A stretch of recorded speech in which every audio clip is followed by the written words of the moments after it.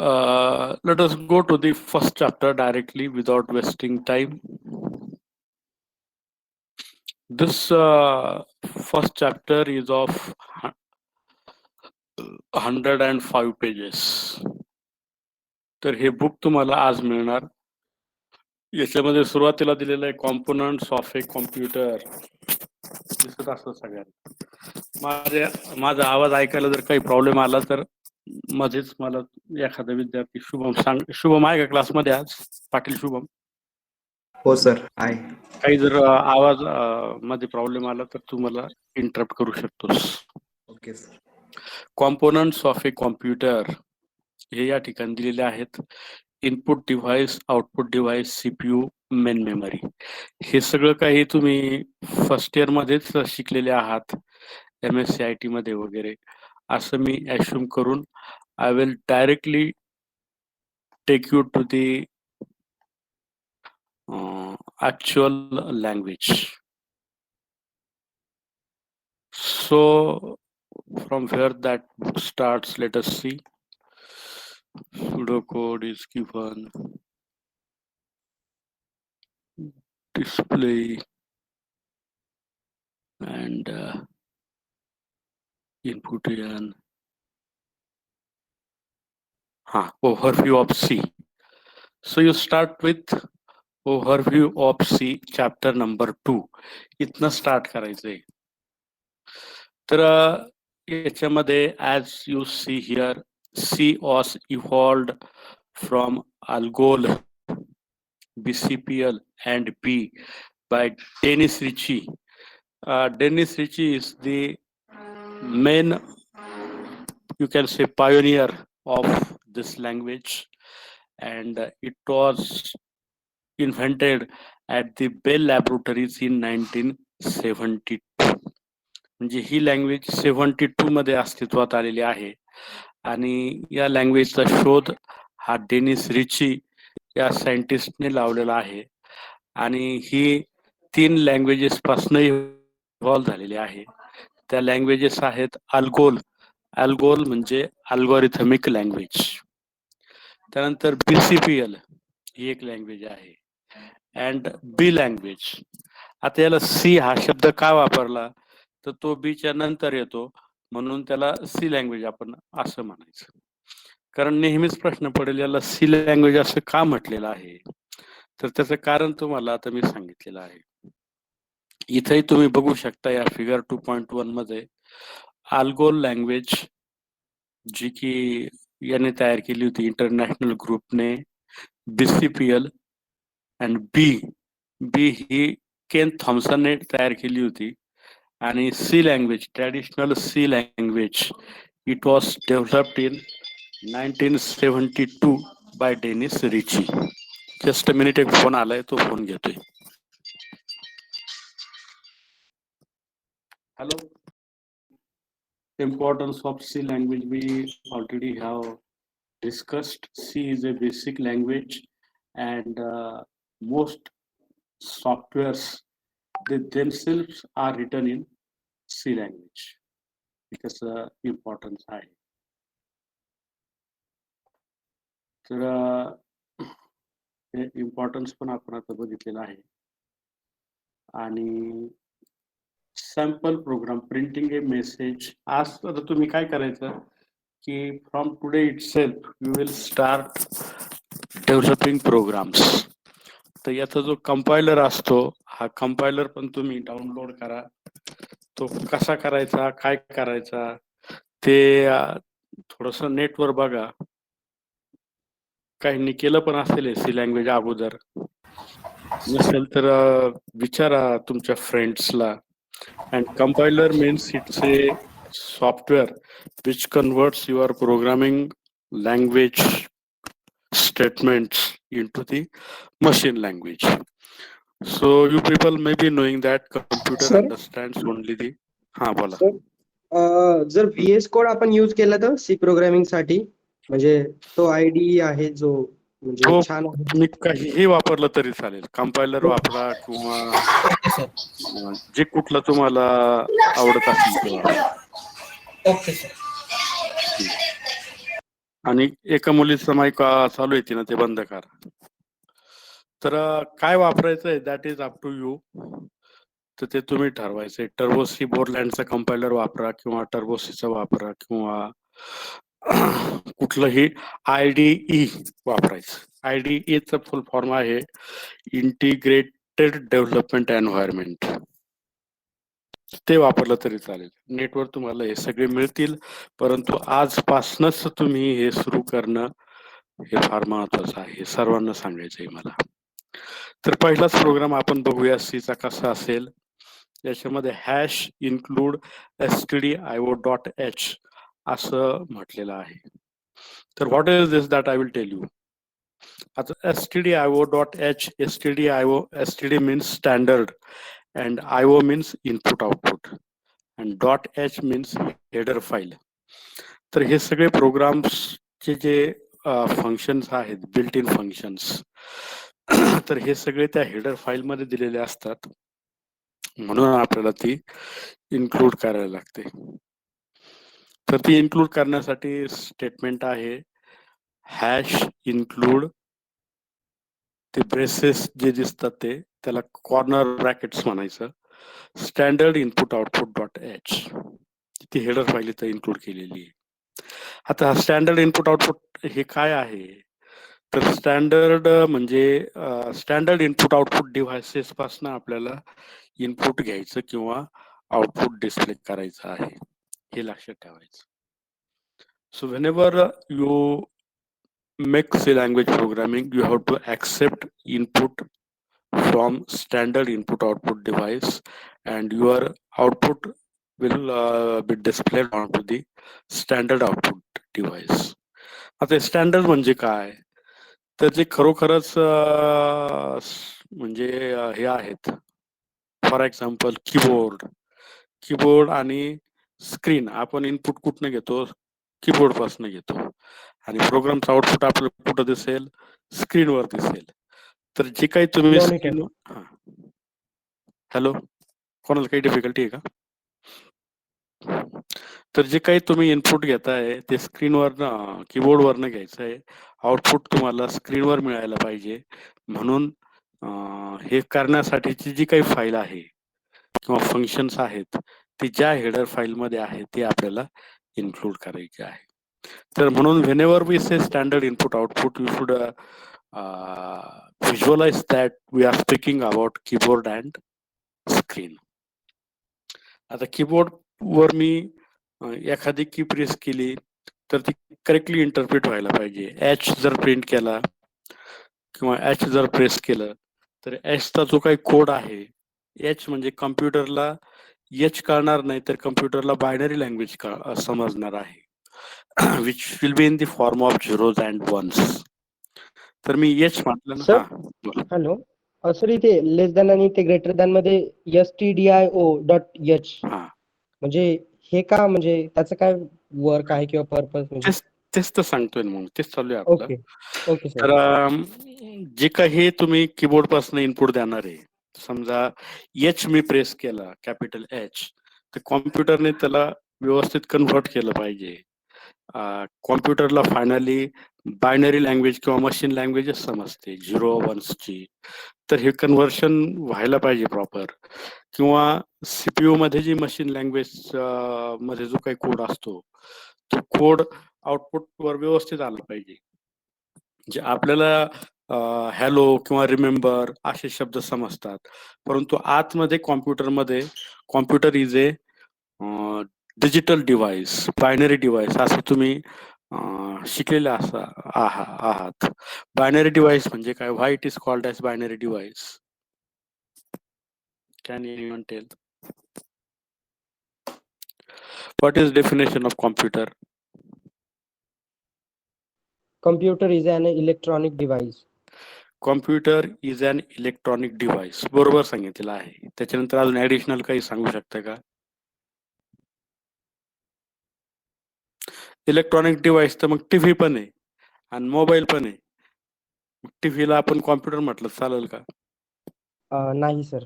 मग त्याच्यात additional But पाहिजे. तर कम्प्युटर स्टोअर हा, computer stores data and information. Computer stores data and information, ते पण बरोबर आहे. आता कॉम्प्युटरची डेफिनेशन सर्व विद्यार्थ्यांना व्यवस्थित सांगता आली पाहिजे. आता तुमचे 6 महिने झालेले आहेत, तर कॉम्प्युटरची डेफिनेशन सांगायची म्हणजे सुरुवातीला त्याने सांगितल्याप्रमाणे computer is an electronic digital device. Digital या शब्दाला महत्व आहे. डिजिटल बायनरी डिव्हाइस, बायनरी शब्दाला महत्व आहे. डिजिटल आणि अॅनालॉग मध्ये काय फरक आहे? Television is a analogue device, whereas computer is a digital device. Digital म्हणजे काय? सगळं डिजिट्स मध्ये असतं, 0 1s मध्येच असणार आहे आत प्रोसेसर मध्ये. प्रोसेसरला हे stdio.h किंवा हे प्रिंट वगैरे असलं काही कळणार नाहीये. It will understand only the language of zeros and ones. That language is called as machine language. म्हणून त्याला काय म्हणायचं? डिजिटल डिव्हाइस असं म्हणायचंय. अॅनालॉग डिव्हाइस म्हणजे काय? त्याच्यात वेव्हफॉर्म्स असणार आहेत.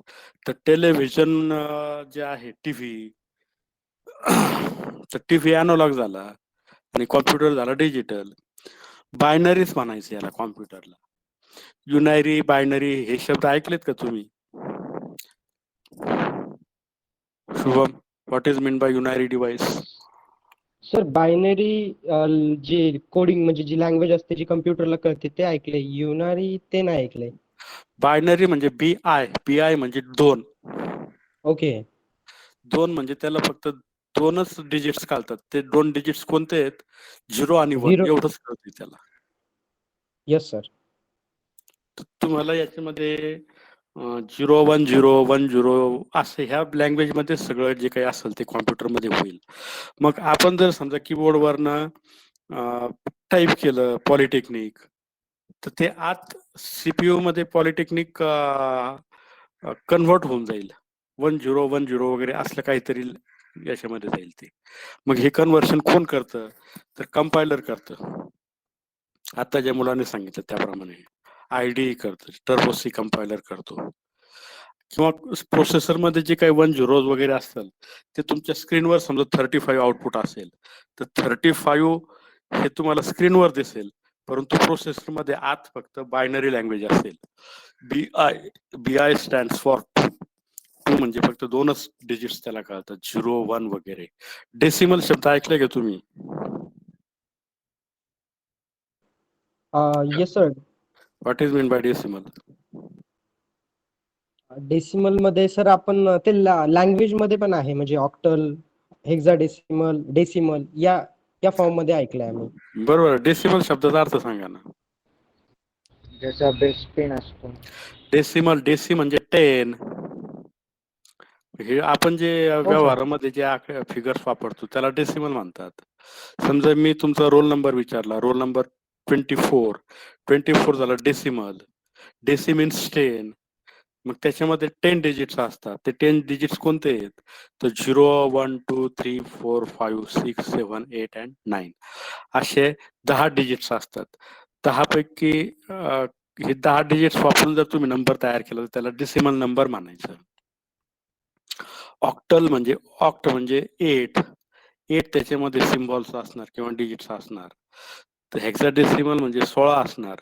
तसं बायनरी मध्ये फक्त 2च डिजिट्स असतात, 0 आणि 1. म्हणून computer is A binary device which makes arithmetic and logical calculations and which also stores information. असं ओव्हरऑल त्याचं त्या डेफिनेशन मध्ये आलं पाहिजे. तर थोडक्यात सांगायचं म्हणजे हे कीबोर्ड पासून जे काही तुम्ही देणार आहे किंवा प्रोसेसर मधनं जे काही आउटपुट होऊन तुम्हाला स्क्रीनवर मिळणार आहे, याचं प्रॉपर इनपुट आउटपुट ऑपरेशन्स होण्यासाठी जे काही फंक्शन्स लँग्वेज मध्ये असतात, इनबिल्ट फंक्शन्स असतात तिथं. फॉर एक्झाम्पल तुम्हाला इथे दिसतंय प्रिंटएफ. तर हे प्रिंटएफ हे इनबिल्ट फंक्शन लँग्वेज मध्ये आहे आणि ते ज्या हेडर फाईल मध्ये असतं ती हेडर फाईल आपल्याला इन्क्लूड करायला लागते आपल्या प्रोग्रामच्या सोबत, म्हणजे आपला प्रोग्राम हा व्यवस्थित रन होतो. तर अशा अनेक हेडर फाईल्स त्याच्यामध्ये असतात. हा एकदम सिंपल प्रोग्राम आहे. याच्यामध्ये फक्त कीबोर्ड पासून डाटा घेणे आणि आउट स्क्रीनवर देणे एवढ्याशीच हा मर्यादित आहे. म्हणून मला एकच हेडर फाईलची गरज पडलेली आहे. So I have included that header file by writing #include stdio.h आणि ते कॉर्नर ब्रॅकेट्स टाकायचे. ते कॉर्नर ब्रॅकेट्स तसेच टाकायचे. आता असेच का टाकायचे असा प्रश्न विचारला तर त्याला काही उत्तर नाहीये. तो त्या लँग्वेजचा सिंटॅक्स आहे. म्हणून सुरुवातीला लिहायचं हॅश, त्याच्यानंतर इन्क्लूड, तो left bracket stdio.h, h stands for header file, आणि त्यानंतर पुरं करायचं. अशा प्रकारचं स्टेटमेंट हे तुम्हाला सर्व प्रोग्रामसाठी वापरायला लागणार आहे. त्यानंतर पुढं आहे मेन. आता हे मेन काय आहे? हे फंक्शन आहे. आणि फंक्शन म्हणजे काय? आता प्रत्येक मी स्टेटमेंट उच्चारलं तर तुम्हाला त्याच्यात प्रश्न पडतील, सर हे नवीन नवीन शब्द काय वापरतायत. त्याला मेन फंक्शन असं म्हणायचं. आता फंक्शन म्हणजे काय, तर ते याचा एक वेगळा सेपरेट चॅप्टरच आहे. फंक्शन म्हणजे एक थोडक्यात टास्क करायचं आहे आपल्याला, ऍक्टिव्हिटी करायची, that is called as function. आता फंक्शन कसं इंडिकेट करायचं, तर त्या ठिकाणी जे लेफ्ट अँड राईट ब्रॅकेट दाखवलेले आहेत, गोल ब्रॅकेट्स, त्याला राऊंड ब्रॅकेट्स म्हणायचं. तर राऊंड ब्रॅकेट आला लेफ्ट आणि त्याला परत क्लोज केलंय, ओपनिंग अँड क्लोजिंग ब्रॅकेट्स असलं तर त्याला फंक्शन म्हणायचं. तर सी लँग्वेज मध्ये कंपल्सरी मेन फंक्शन असणारच आहे, हे लक्षात ठेवायचं तुम्ही. म्हणजे प्रोग्राम कसा स्टार्ट करायचा, तर काही त्याचे सिंटॅक्स असतात. सिंटॅक्स म्हणजे काय? आता हे सगळे शब्द तुमच्यासाठी नवीन आहे.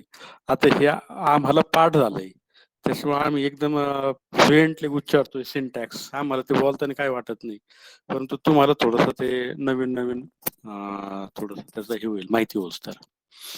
तर जसं आपण घरात प्रवेश करतो, तर घरात प्रवेश करताना आपल्याला चप्पल किंवा शूज बाहेर ठेवावं लागते.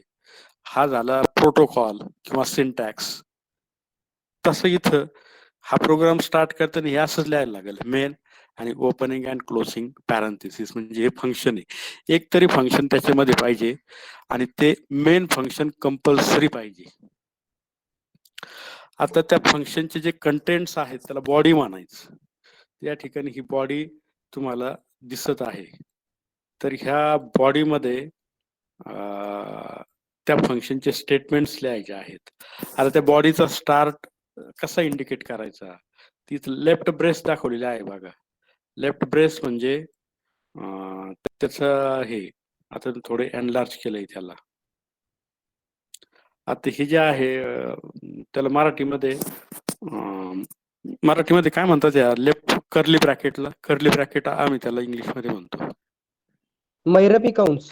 हा, महिरपी कंस त्याला मराठीमध्ये म्हणतात. तर ते दोन महिरपी कंस आहेत, एक सुरुवातीला आणि एक एंडला. याला बॉडी म्हणायचं. तर ह्या बॉडीमध्ये मेन फंक्शनचे स्टेटमेंट्स तुम्हाला लिहावे लागतील. आता ह्या बॉडीमध्ये 3 स्टेटमेंट आहेत. पहिलं जे आहे त्याला कमेंट स्टेटमेंट म्हणायचं आणि शेवटचं जे आहे त्याला पण कमेंट स्टेटमेंट म्हणायचं. तर ते कमेंट स्टेटमेंट म्हणजे हे आपल्याला समजण्यासाठी आहे. समजा आता हा प्रोग्राम आहे काय आहे हे समजायचं आहे आपल्याला, किंवा तुम्ही लिहिलेला प्रोग्राम दुसऱ्याला समजला पाहिजे, त्याचं वर्णन थोडक्यात. ते वर्णन आपण देतोय त्याला कमेंट्स म्हणतात. मग कमेंट स्टेटमेंटचं जे काही मॅटर आहे तो त्या अशा प्रकारच्या सिम्बॉल्स मध्ये द्यायचा आहे.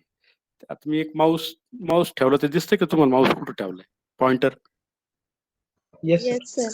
बॅकस्लॅश स्टार याला म्हणायचं बॅकस्लॅश स्टार, आणि इकडं आहे स्टार बॅकस्लॅश, म्हणजे कमेंट स्टेटमेंटची ओपनिंग झाली आणि ही झाली क्लोजिंग. प्रिंटिंग बिगिन्स म्हणजे प्रिंटिंग स्टार्ट झालेलं आहे. आणि तसं शेवटी एक कमेंट स्टेटमेंट आहे बॅकस्लॅश स्टार आणि स्टार बॅकस्लॅश. म्हणजे हे कमेंट स्टेटमेंट म्हणजे हा काही ऍक्च्युअल प्रोग्रामचा भाग नसतो.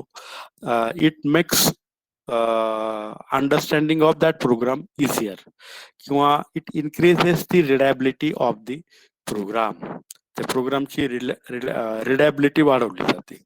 तर ते कमेंट स्टेटमेंट्स तुम्ही टाकण्याची सवय ठेवा, कारण तुम्ही कंपनीमध्ये गेल्यानंतर मोठे प्रोग्राम्स लिहू शकणार आहेत.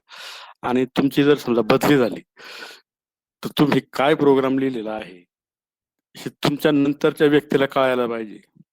कारण तुम्ही लिहिलेला प्रोग्राम तुम्हीच सांगू शकता आणि दुसऱ्याला जर जो कळू नाही लागला तर मग प्रॉब्लेम होईल. म्हणून त्याच्यात कमेंट स्टेटमेंट्स टाकायचे आहेत. तिथे प्रिंटएफ दिलेला आहे. Printf I see I remember. तर हे फार महत्वाचं वाक्य आहे. प्रिंटएफ म्हणजे काय? प्रिंट तसा अर्थ तुम्हाला कळतो. प्रिंट म्हणजे प्रिंट करायचं आणि एफ म्हणजे काय? हे पण फंक्शनच आहे एक. प्रिंट करण्यासाठीचं फंक्शन. मग हे फंक्शन चा जो काही प्रोग्राम आहे याला इनबिल्ट फंक्शन असं म्हणायचं आणि हे जे इनबिल्ट फंक्शन आहे हे ह्या stdio.h फाईल मध्ये दिलेलं आहे. म्हणून आपल्याला ती फाईल इन्क्लूड करायला लागते.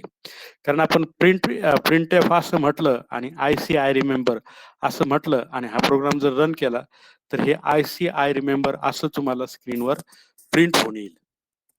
म्हणजे बघा नुसतं प्रिंटएफ आणि ते ब्रॅकेटमध्ये टाकता आपोआप आपल्याला कंपायलर म्हणजे आपल्याला वाटतंय की आलंय आपल्या स्क्रीनवर आय रिमेंबर, परंतु ह्या सगळ्या गोष्टी काय आपोआप होत नाही. तर याच्यासाठी प्रिंटएफ नावाचं फंक्शन जे आहे इनबिल्ट फंक्शन आहे. 2 प्रकारचे फंक्शन्स असतात, इनबिल्ट फंक्शन आणि युजर डिफाइंड फंक्शन्स. तर इनबिल्ट तुम्ही हेच करून दाखवू शकता का टर्बो सी करून दाखवू वर? शकतो मी, कंपाईलवर करून दाखवू शकतो, परंतु अगोदर आपण थोडं समजावून घेऊया ओके काय ओके प्रकार आहे. तर हे जे प्रिंटएफ फंक्शन आहे ना, तर हे प्रिंटिंग साठी असतंय. तर जे काही तुम्हाला प्रिंट करायचं आहे त्याला कंट्रोल स्ट्रिंग असं म्हणायचं. तर इथे कंट्रोल स्ट्रिंग आहे IC, I remember he control string झालेली.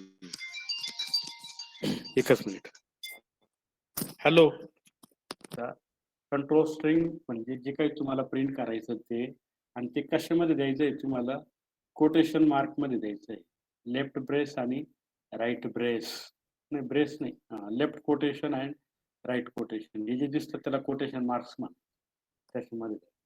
तर हा एक फार सिंपल प्रोग्राम आहे आणि हा जर एक्झिक्यूट केला तर तुम्हाला आय रिमेंबर असं आउटपुट याचं या ठिकाणी मिळेल.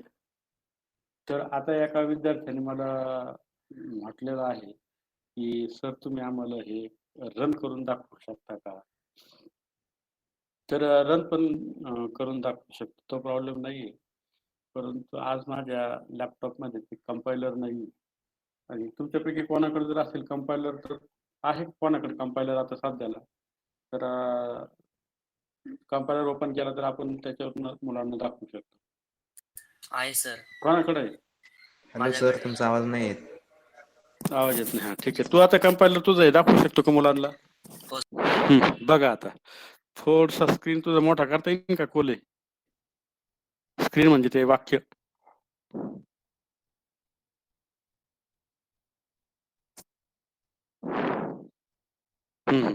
ठीक आहे. आता दाखवतो प्रोग्राम पूर्ण. मगाशी आत्ता जो दिसला होता तो.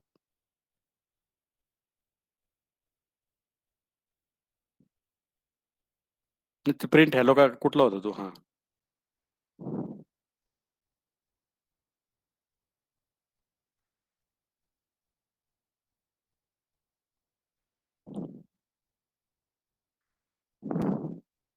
आणि ते हे काढून टाक ना, इंटिजर वगैरे याची काही गरज नाही.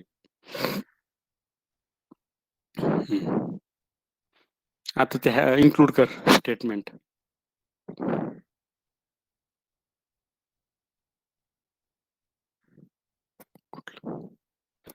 सर कुठे चुकून स्पेसचं जर मिस्टेक झाली तर? सांगतो मी ओके तुम्हाला.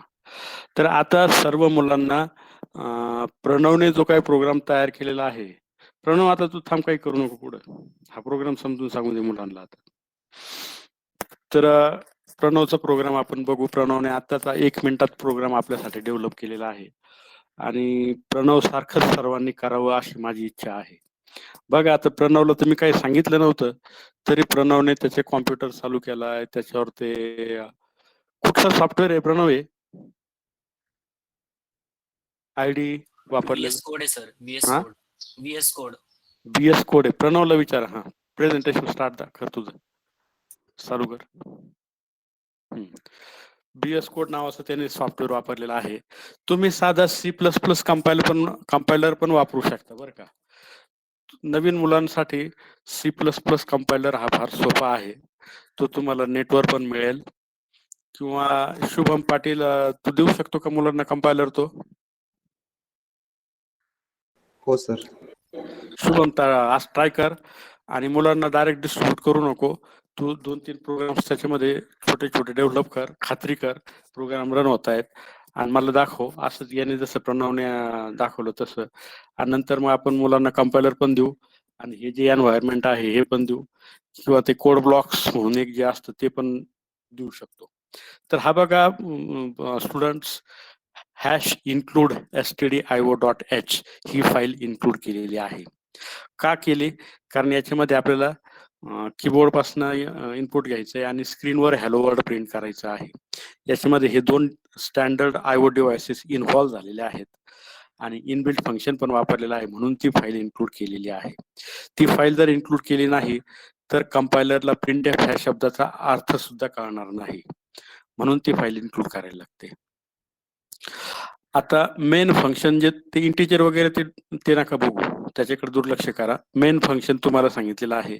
Main opening and closing parenthesis तसले जे ब्रॅकेट दिसले म्हणजे तुम्ही समजायचं आता फंक्शन सर फंक्शनचं काहीतरी सांगतायत.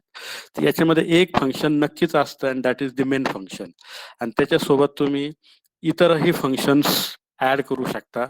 तर ते नंतर तुम्हाला कळणारच आहे.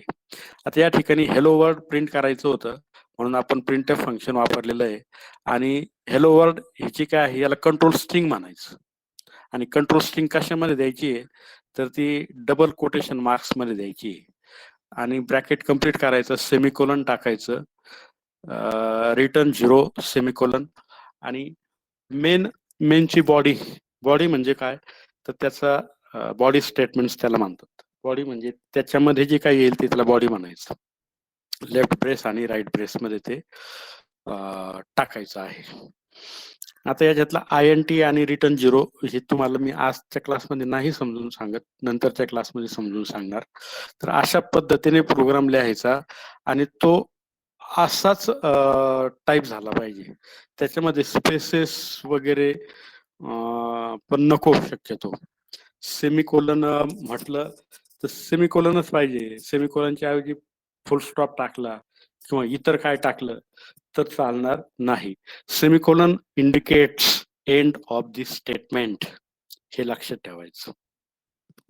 काय लक्षात ठेवायचं? Semicolon indicates end of the statement. त्या स्टेटमेंटचं ते एंड दर्शविते आणि कुठेही सेमिकोलन लावून चालणार नाही, तर ते प्रॅक्टिसनेच तुम्हाला येईल. तर अशा प्रकारचा प्रोग्राम आहे. आता याला प्रणव रन कर बरं. प्रणव आता त्याचा आउटपुट फाइंड आउट करेल.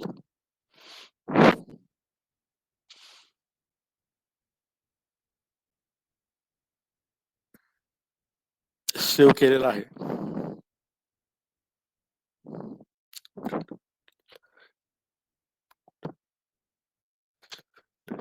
आलं का प्रणव? Yes sir. काय आम्हाला कळलं नाही ते कसं आले वगैरे कुठं आले. सर मी ते कोड रनर यूज केले म्हणून तुम्हाला कंपाईल करून दाखवू का? हा कंपाईल करून दाखव ना मुलांना सर्वांना. Okay sir.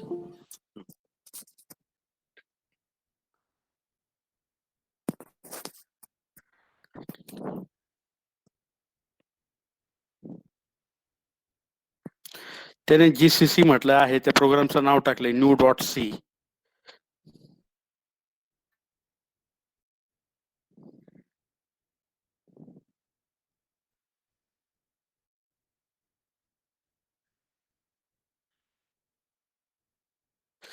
आता प्रणव जे काही करतोय ते सगळं प्रोग्राम रन करण्यासाठीच करतोय. प्रोग्राम रन करायचं म्हणजे काय तर त्याचं आउटपुट बघायचं आहे. तर प्रणव तू आता हे झालं का रन ते? येस सर झालंय. हा तर त्याचं आउटपुट दाखव मुलांना. ते हेलो वर्ड आलेलं सर इथं आलंय बघा. खाली आलेलं आहे त्याने, ते बघा त्या याच्यामध्ये केले. आता तू काय कर, हॅलो वर्डच्या ऐवजी तिथं वर प्रोग्राम मध्ये आपल्या गव्हर्नमेंट पॉलिटेक्निक पुणे असं टाईप कर बर. बघा आता आपण वेगळं प्रिंट करू, गव्हर्नमेंट पॉलिटेक्निक पुणे असं तो त्याच्यामध्ये टाकलंय, टेक्निक कॉमा पुणे.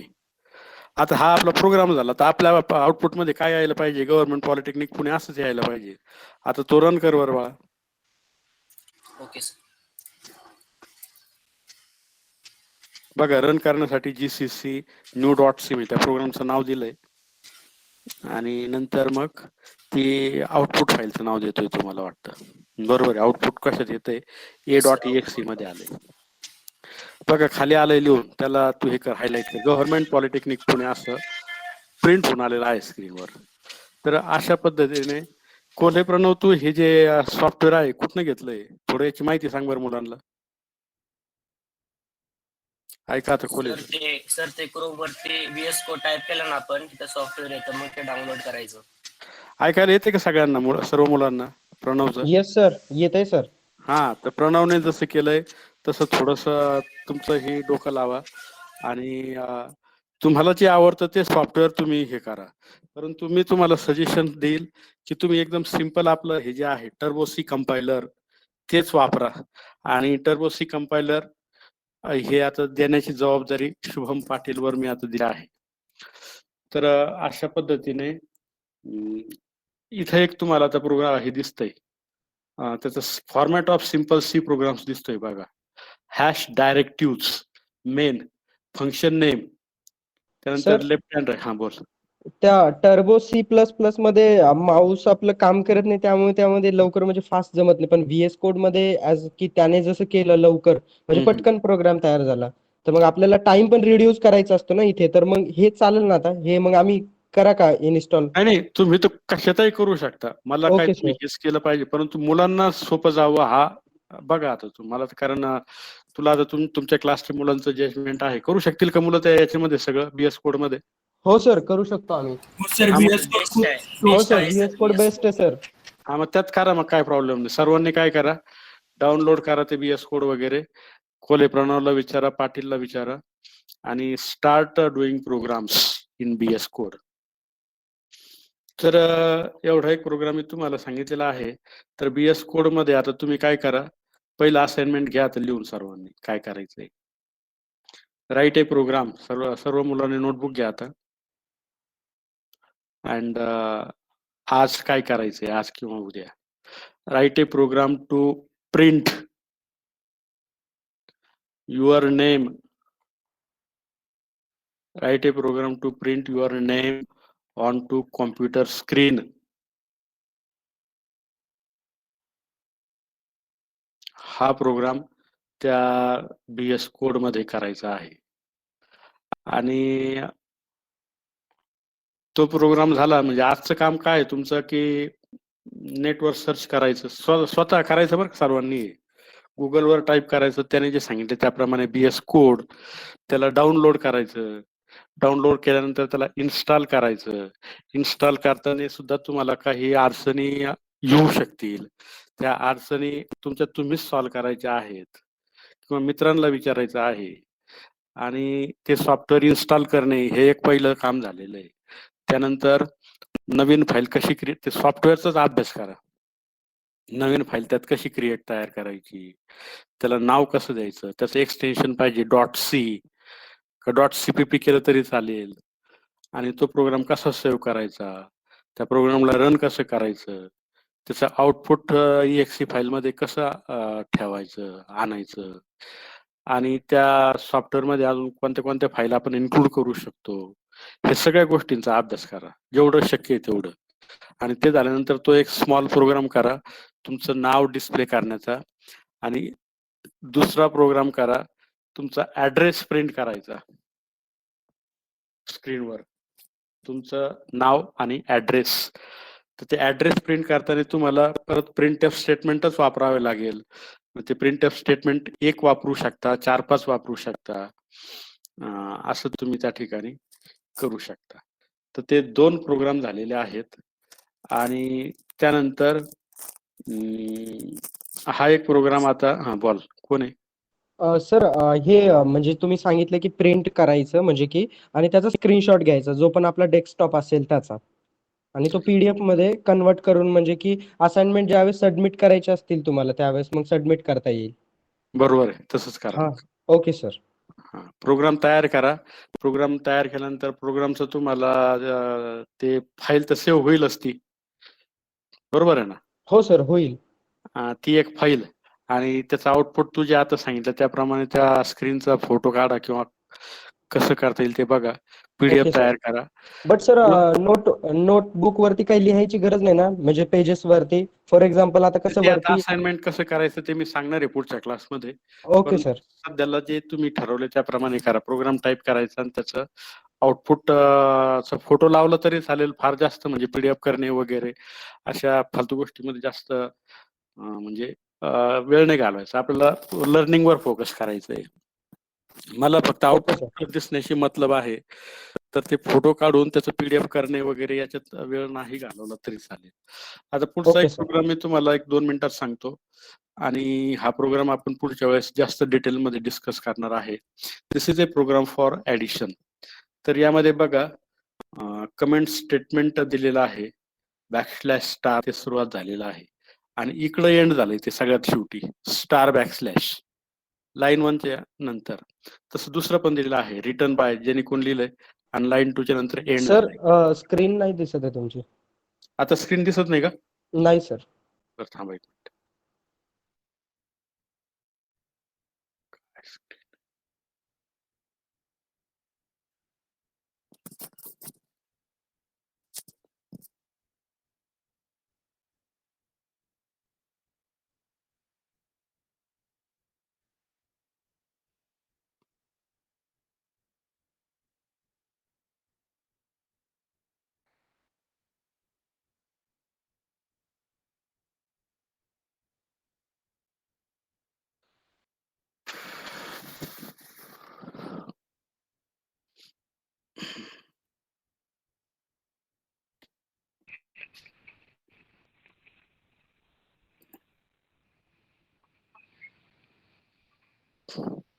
आता आलाय का स्क्रीन बघा बरं.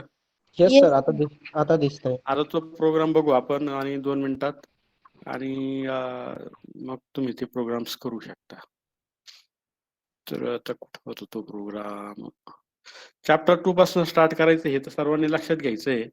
डायरेक्टली स्टार्ट फ्रॉम चॅप्टर 2 आणि ते 2 प्रोग्राम करा, नावाचा आणि ऍड्रेसचा आणि हा तिसरा पण प्रोग्राम करा ऍडिशनचा, जो की तुम्हाला आता मी थोडक्यात समजावून सांगतो आहे.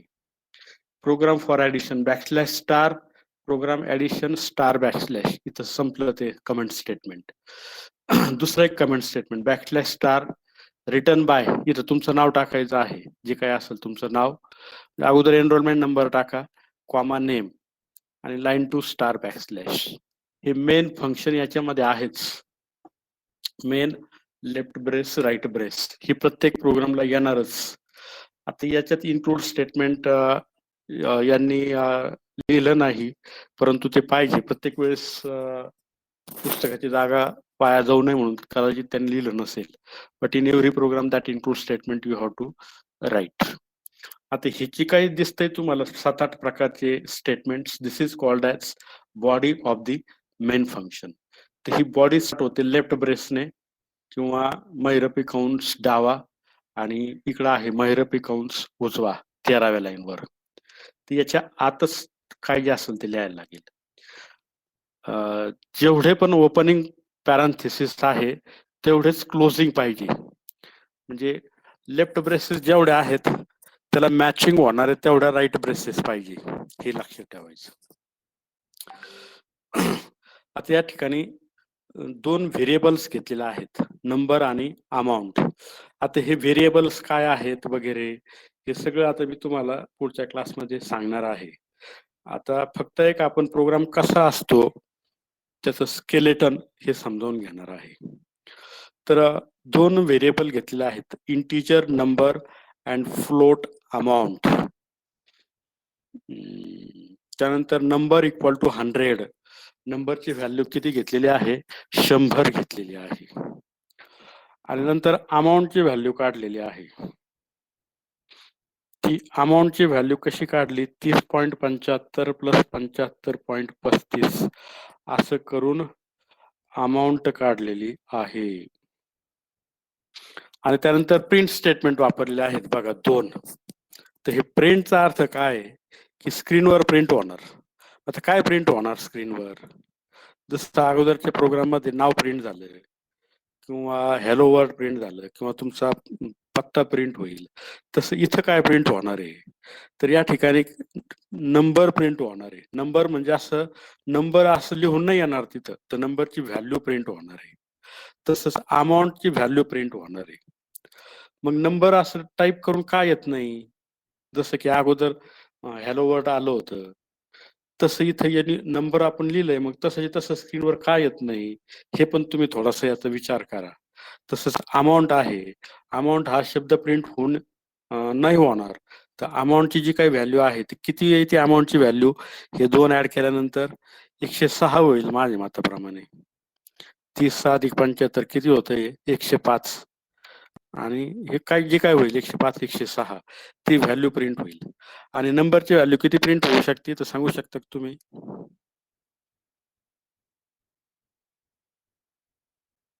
100. शुभम, आवाज येतोय ना? येस सर, आवाज येतोय तुमचा. तर हा जर प्रोग्राम रन केला तर तुमचे 2 प्रिंटफ स्टेटमेंट एक्झिक्यूट होतील आणि अशा प्रकारचं आउटपुट तुम्हाला दिसेल. 100 आणि 106.10 एवढंच दिसेल. मग हा प्रोग्राम आता मी तुम्हाला जस्ट याचं एक वर्णन केलेलं आहे, परंतु तुम्ही आता हे सगळं वाचायचं आहे बुकमधनं. Figure 2.4 program to add 2 numbers, आणि हा समजावून घ्यायचा आहे. आणि पुढच्या क्लासमध्ये परत मी तुम्हाला हा प्रोग्राम, हे INT काय आहे, फ्लोट काय आहे, त्यानंतर हे पर्सेंटेज टी काय प्रकार आहे, पर्सेंटेज 5.2f हे काय दिलेलं आहे हे मी सांगणारच आहे.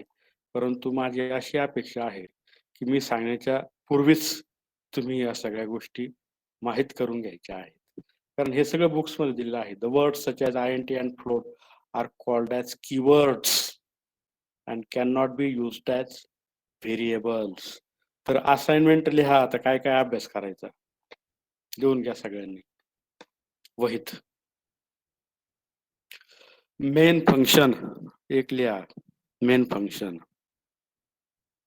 दुसरं लिहा कीवर्ड, कीवर्ड्स. तिसरं लिहा व्हेरिएबल्स.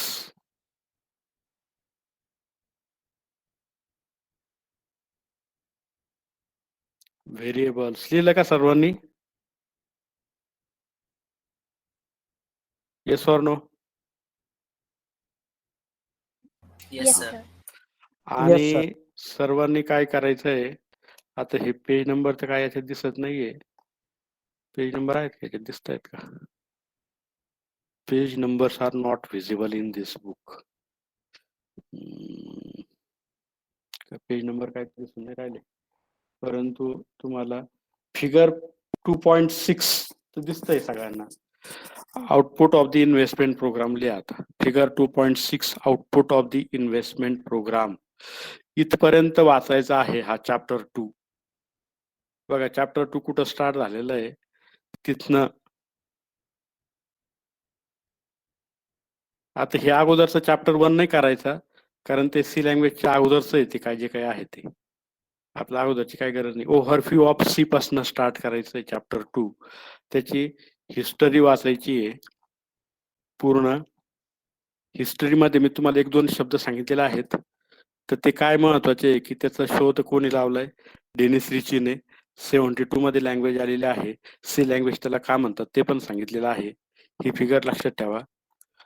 त्यानंतर इम्पॉर्टन्स ऑफ सी लँग्वेज वाचा आहे सगळं.